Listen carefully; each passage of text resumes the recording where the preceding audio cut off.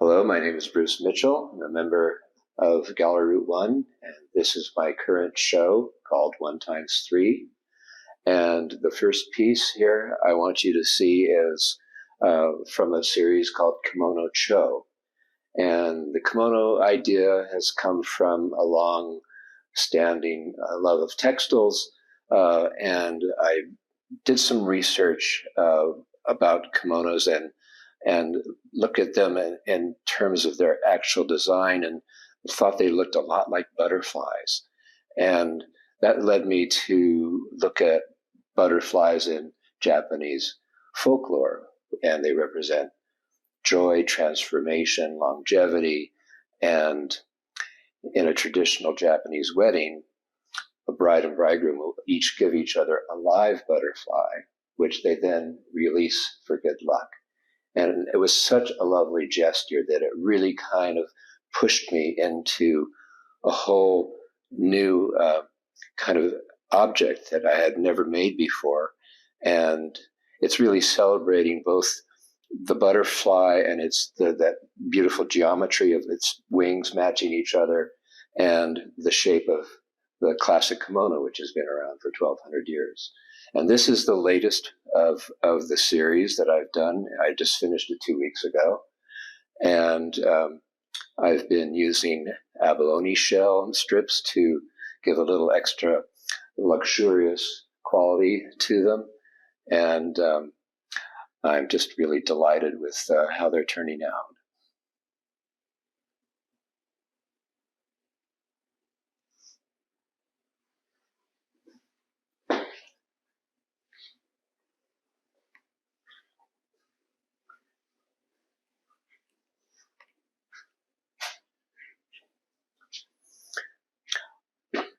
These two pieces have kind of a nice synchronicity in terms of the form of the vase and the shape of that kimono. And the vase I've done a few of these where I've actually used the wood lathe to hollow out a vase-like core and then carve the rest of the piece. And sometimes I've called these like a faux vase because it's really not designed for flowers arrangements, but it could use one. And so this one is called a necklace vase because these three concentric ridges that follow around both sides of the piece kind of really mimic the look of, say, strands of pearls around your neck or something.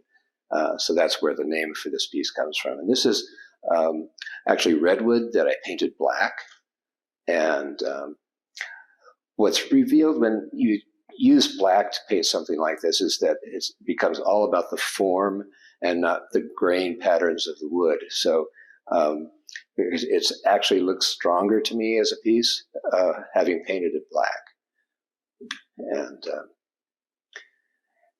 And the kimonos like this one here, which is also a new piece. All of the new ones in the series I've made in the last 2 months have the abalone trim around the collar and the sleeves.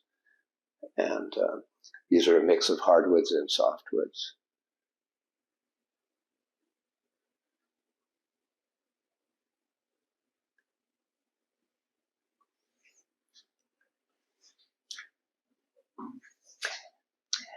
Next is a painting titled Homage to Kelp. And the kelp is a big part of our family because both my sons are free divers who spearfish in kelp beds.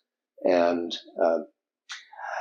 right around the time when I first started making the kimonos, which was 7 years ago, I had some rice paper left over from a project making some shoji screens for the house.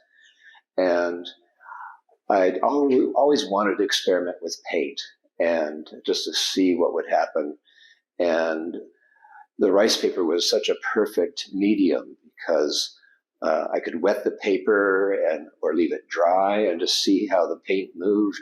I used acrylic ink and crayon with this, and I'm really looking forward to more in this series. And the gold you see is from this iridescent paint that's applied separately after the ink wash is done. And I'm really excited about where this series is going to go. And one person has actually suggested that it might be become a fabric or a prototype for a fabric. So that's pretty exciting. And we'll see several other paintings here made around that same time period.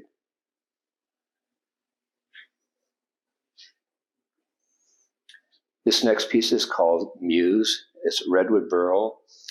And I want to say about my wood sculpture is that I'm using salvaged woods from logs, stumps, and trees that would otherwise rot in the forest or end up being taken to a landfill or ground up into landscape mulch.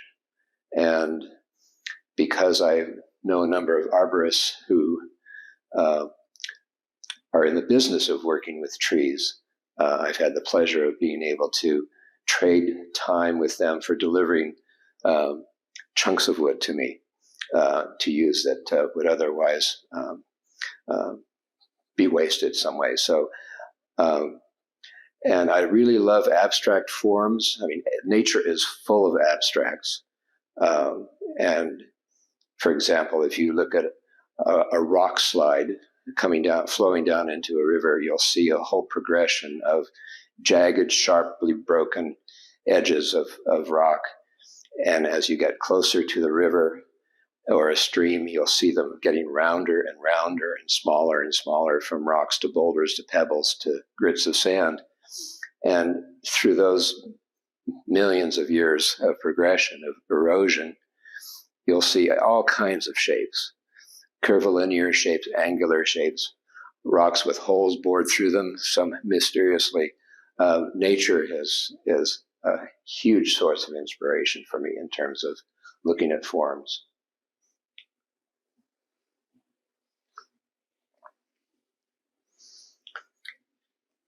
And here is another one of the latest kimonos.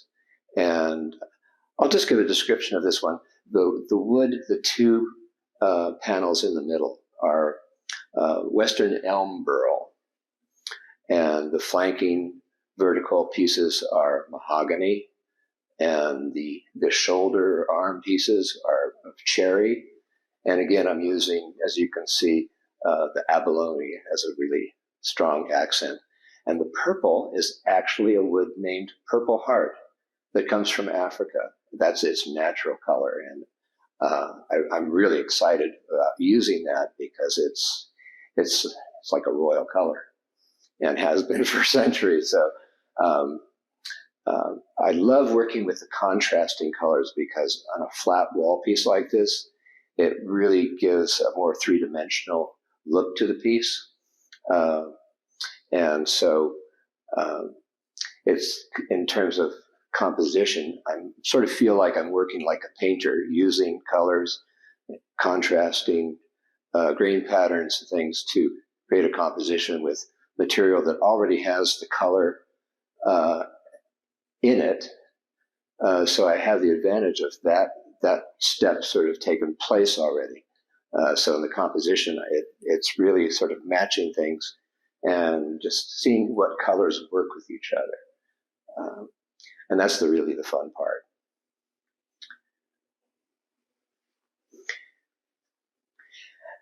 And here, this piece is a standing figure, like the necklace vase. It's also it's a second growth redwood that had some flaws in it that I needed to plug, some voids and so forth. And I thought, well, this is another opportunity where I think a black paint would give it a feeling of a strength, a different strength altogether, and just because it's just about the form again, without the. It's almost as though sometimes the colors in the wood will will almost be a distraction, especially it all depends on what you want to bring out of the piece. And this is kind of anthropomorphic shape, which I really like to play with in these standing figures. And this could be used outside because it's redwood. But of course, like anything outside, you need to replenish the paint from time to time. This piece here, number 16, is made of bay laurel burl, and its title is Curvaceous Angularity. And I love playing with titles and using humor whenever it sort of feels appropriate. And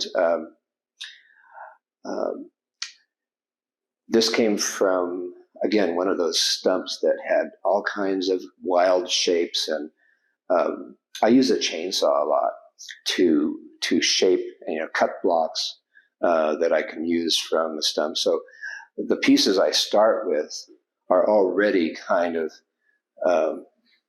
suggesting a possible form. And sometimes there'll be areas that just need to be removed because there might be some rot there. And this was one of those. And the thing with sculpture, especially with abstract three-dimensional work like this, I look at it as an asymmetrical balancing act. So as I'm working on a piece and positive and negative shapes begin to reveal themselves as I remove material, then I'm always rotating the piece to see how one shape that I've just created on one side might affect the balance or a shape or a possible idea somewhere else in the piece. So it's making me look at the piece as it evolves in a very constructive way, that I'm having this dialogue with the material, because it's not only the shapes that are changing, but the figure that's changing. So there's a lot of sort of inherent ideas and forms within the wood that I can start with and then see where it takes me. It's almost like a dance. And this next piece is also from the Kimono series. It's from the first group that I began 7 years ago. And this one has twin flanking boards of curly redwood, and then old Douglas fir that has some wavy stuff to it.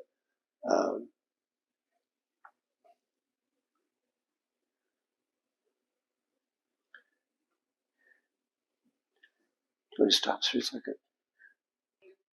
Yeah.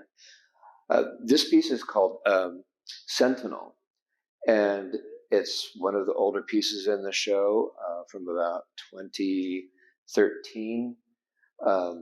And the wood is curly redwood. It's just a fabulous material, one of my very favorites to work with. This particular figure happens in a redwood tree about once in every 400 or so trees will have this wild, crazy figure. And it looks like water in suspension, like in a creek bed that's rippling along.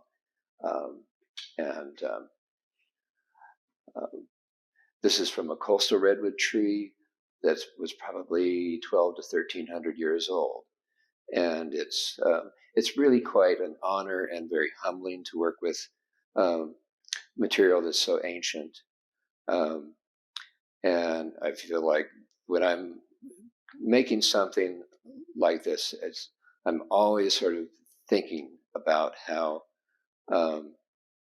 extraordinary it is to be working with this material. And again, I could rotate this too if you want. This has two personalities, two sides to it. And you can see the texturing that I've done.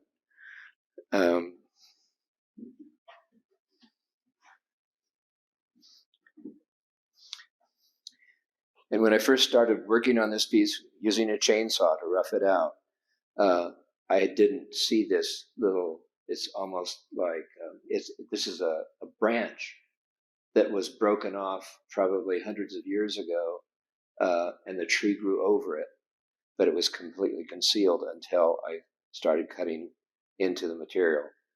It almost looks like a belt buckle in a sense. But that's the other wonderful thing about working with wood. There's always a surprise in store when you start to cut into it. It's like cutting open a rough emerald and seeing what happens when you make facets and polish them. That's the kind of surprise that I love to look forward to in all of my work. And this next piece is from the same period as Homage to Kelp that we looked at earlier. It's also acrylic ink, crayon on rice paper. And the texture you see, I was able to create by placing the paper once I had done all of the brushwork and crayon. I used a black crayon with putting the rice paper on top of a rough cut slab of wood, so that the cross cut from the chainsaw texture is kind of what you see in these using the black crayon. And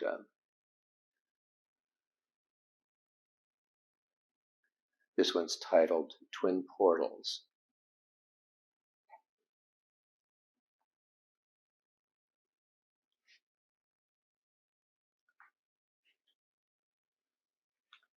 This next piece is also from the latest group of kimono cho pieces. Again, using the abalone as an accent material.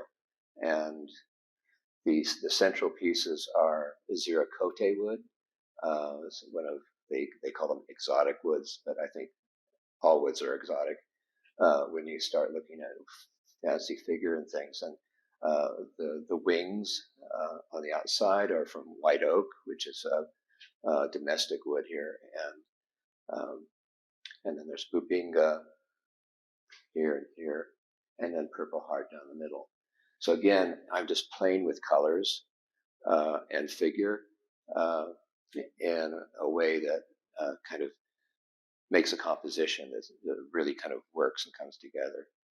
And since the kimono cho pieces are my kind of invention, I've taken the privilege to change the form a little bit, where these scalloped sort of segments along the bottom don't really look like the classic kimono forms that you'll see. But I think they work, especially in this form. And it's fun to make something new. And that's my whole focus, is discovery, trying out new ideas, new shapes and forms and processes, because I think I've always had that curiosity, having grown up in a household that had dozens and dozens of books and periodicals and music of all kinds, piano and rock collections, stamp collections. Parents took us to museums and concerts. So as a kid of, between 7 and 12 years old, we lived on a ranch. We could see Mount Whitney covered with snow on a clear day. So I had a very rich and very profitable experience as far as, growing up and seeing a Van Gogh retrospective when I was 10 at the Young Museum in San Francisco was just another big gift, I have to say, in terms of, I think, a real turning point in giving me a boost that I didn't know at the time was really going to send me in this direction, but I feel like it did. And this next piece here that we're looking at is from just a year ago, It's called Wingspan, and it's from, again, bay laurel, and it was from a tree that was living down at Five Brooks, south of Olima, about 5 miles, and it had a section of rot inside where the rot was beginning to change the pigments in the material. And so you can see all these kinds of darks and light areas that were kind of on the verge of someday becoming rotten enough so that they would become mulch, which is the whole purpose of fungus when it comes into a tree that's on the ground, is to turn it back into food for the forest.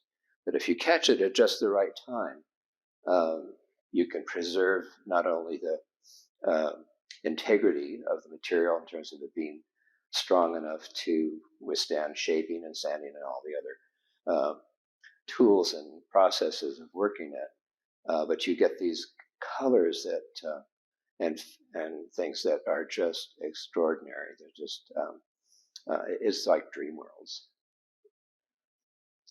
and they really become part of the process of designing a piece too, just to show off that moment that becomes visible when you cut into material.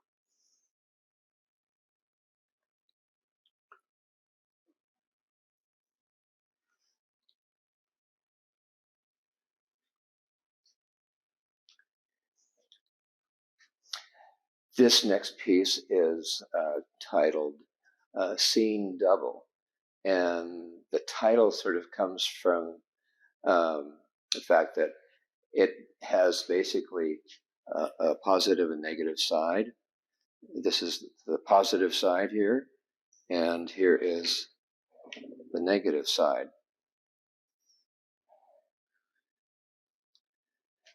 So they kind of both flow from this same seam, but one has that positive and the other the negative side.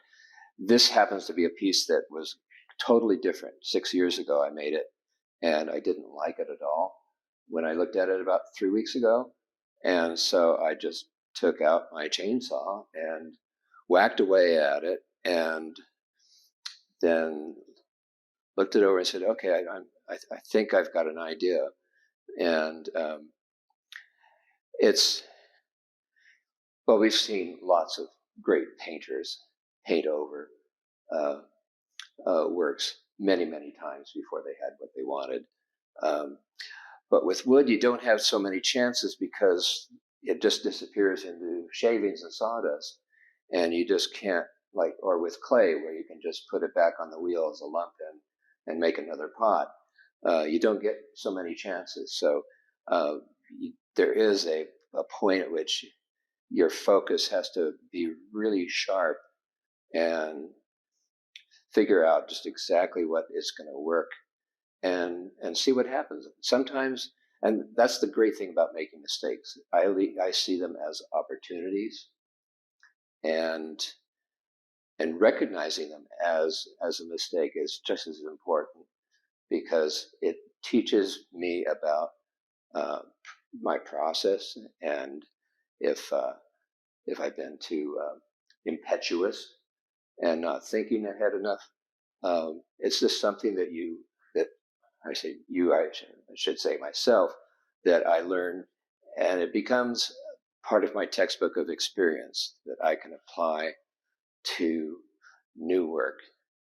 And I think that's the greatest gift you can make to yourself, is recognizing those moments when you need to step back and realize that you knew you had a place where you started, but then you have to know when to stop before a piece gets overworked, too busy, and it loses that life that you were bringing to it. And no one else can teach you when to see that moment. You just have to learn it by experience, and it's definitely worthwhile making mistakes, especially on a really beautiful piece. It gives you a lot of impetus to think about just about everything that you were doing from the very beginning, and to sort of reliving that and seeing, now how can I do that? Is there a way to still save this, make something totally new, and just keep going and just not worry about it? But it's a time of reflection that I think is really important for every artist. And this piece is also one of the new Kimono Cho pieces. Again, its larger sibling across the room from us also has the elm burl panels in the middle with a purple heart stripe down the middle. The arms are this wonderful wood. It's called ziricote. I think it's from Brazil, but it has this look that's like agate, like a black chocolate agate that I just find so. It's I don't like to use the word magical very much because it's almost a cliche, but this comes very close to that, and it's it almost looks like it's patchwork quilt material, which makes it perfect for using on a kimono like this.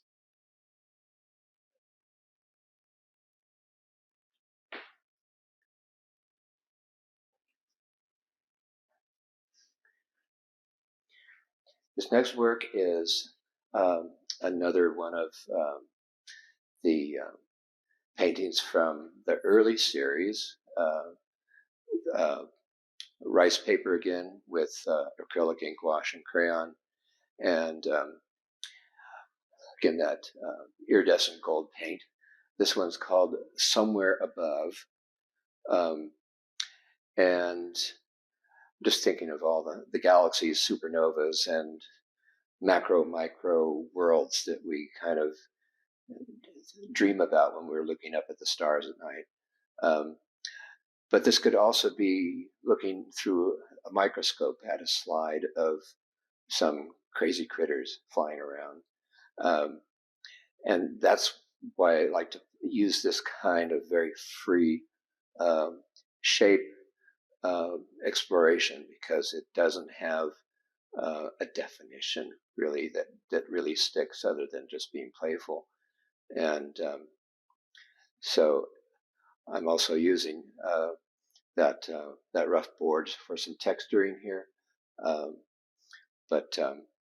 So again, this is sort of a part of that early group of experimenting with rice paper, and I just love the way that using like a spray bottle to wet the paper, you can see how the ink flows, and then you can let it dry out and just do spot work so it doesn't flow as much. It's a really wonderful material, and I'm glad it was rather than expensive watercolor paper, it has a whole different way of see, there's the bleeding effect, and so and then this one is using a lot of color crayon on it too. And then behind me here, this is the earliest piece in the group of works here in the show. This is a piece of Western maple burl. It's called Star Chamber, and this is from 2002, and it was the last of a series that I was doing of sculptural vessels that incorporated a wood lathe and carving tools. And I was doing a series of these, I think probably 20 years. I was doing a lot of juried shows on the road around the country, and shipping a booth and lights and carpet and pedestals and everything, a complete miniature gallery into a 10 by 10 foot space. And these were the kinds of pieces that I was working on then, because one thing, they were strong, not delicate. They were easy to ship. And but they were just an outgrowth of my early um, learning of how to use a wood lathe. And uh, I think they come a lot from the background I had working with the sculptor J.B. Blunk, who I met when I was 19 in 1969.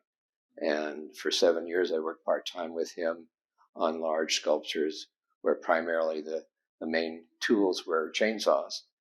And uh, so I felt like I just wanted to make things that were a part of both using a tool that created concentric shapes and combining those with um, these really exotic shapes that say like burl like this. These are all pockets of that had been filled with bark, which is very common in this species. And by cleaning them out with a special uh, bead blasting tool, it really kind of made them look like this had been out in a sandstorm for a few hundred years. And so it's a really fun thing to actually kind of expose these. These little pointed areas they're dormant buds is what they're called.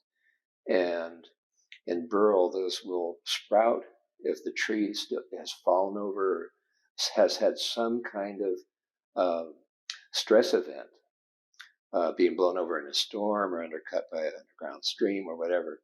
And that event is what triggers these dormant buds to sprout. And you'll see it in old apple orchard trees where the mother tree had fallen down and the babies will sprout out of it. Redwood trees do the same thing. A lot of trees do that. So by cutting into them and leaving some of it raw like this, you can kind of see that whole architecture of their structure and shape and the exotic shapes and colors that they have. And above Star Chamber is another early kimono cho. This one has zebra wood, which is an African wood from in the arms, and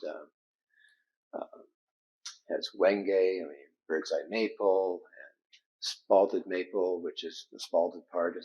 This again is like in wingspan. This is a fungus effect. These variations of colors that happen, and they're a response to uh, the fungus being in the tree itself and the chemical change that happens as the fungus begins to live in the tree. Is what causes these different colors to happen. So it's almost like someone treating a fabric with a dye or something. And this is again from that early series, also like the one over here we just looked at. This is more of that spalted maple. You can see these lines coming through, and this is curly maple, like the sentinel sculpture over there, and so are these. And this is white oak. So again, the whole compositional focus is working with colors and shadings of colors and grain patterns to create a composition that I think is evocative of not only material but a balance of all the various colors and grain patterns.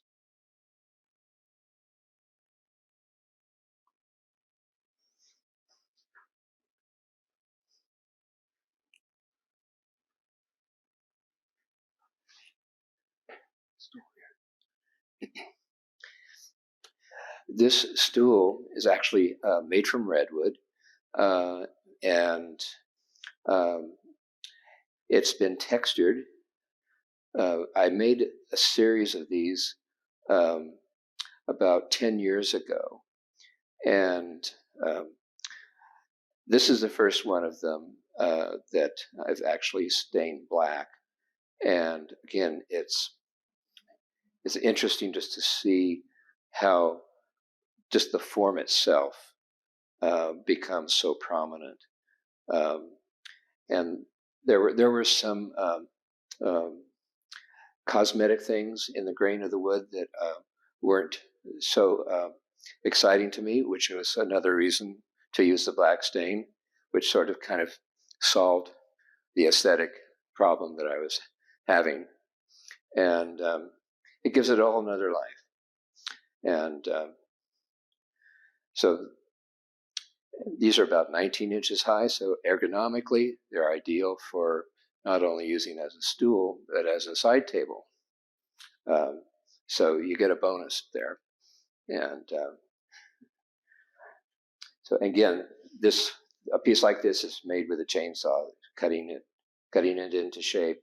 And there's also a 6-minute video on my website and on YouTube that I had made, because I had a commission to make 32 of these stools for a corporate client. And the video shows me making one of these from start to finish. So you can see that whole story of the material and the shape and the tools that I'm using. And it's a great sort of learning tool and a visual storyteller. So that's out there as something to have as another thing to look at. I edit that one out. Okay, so this piece is again from Curly Redwood, that very favorite of mine.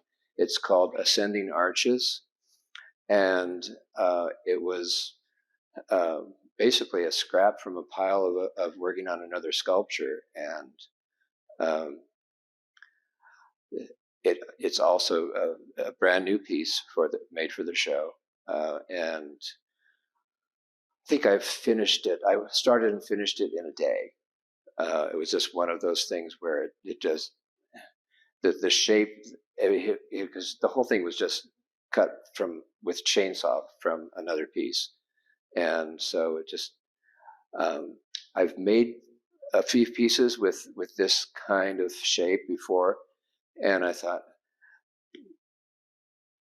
this would be just the perfect one to make another in that series. And what I did here was, with these 3 levels on both sides, was to kind of mimic the wave pattern of the figure going through it vertically, to sort of kind of give a counterpoint to these shapes.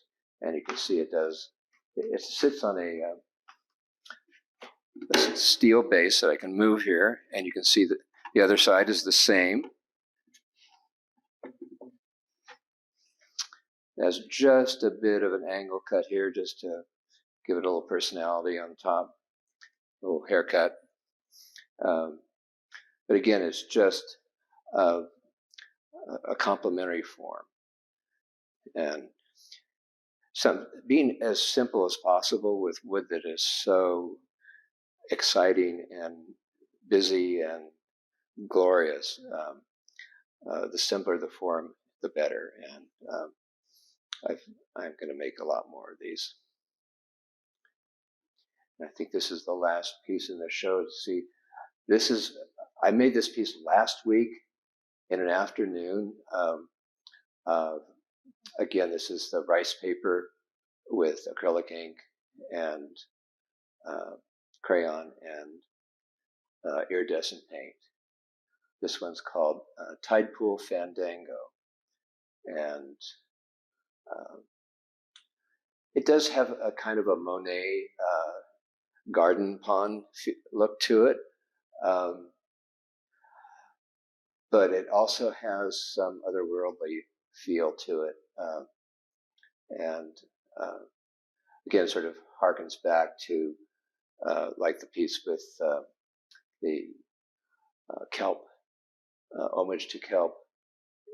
It has a very kind of just a water feeling, and it could be anywhere. I mean, if you turned it, if you rotated it, 90 degrees and then 90 degrees and then 90 degrees, you wouldn't know that there was a top or a bottom or a side. You could pick any side to be the top, which is kind of what I like about it so much. But again, for me it's just exploring color and just seeing how. I mean, I feel like I feel like I'm a real beginner with painting, um, and becoming acquainted more and more so with the tools, with the brushes and the paints is really the first step uh, that I feel along the way. If to make something that's really kind of uh, draws me in and exciting, um, it's really good. Takes me back to that moment of discovery and just being open to uh, dream worlds and ideas that just can come from um, just anywhere. Uh, and so I feel like it's really kind of, uh, even though it's an early piece, I'm excited about where this is going to go, and because I've been keeping a sketchbook um, specifically for these paintings, um, and I feel like just the motion of using a pencil and drawing just pencil lines on paper is sort of a training course for me, looking ahead towards this new kind of work. And so I feel like I'm stepping into a whole new world of work, um, but I'm going to bring my wood sculpture along with me. I just feel like even though I'm 73 now, I feel like I'm just getting started.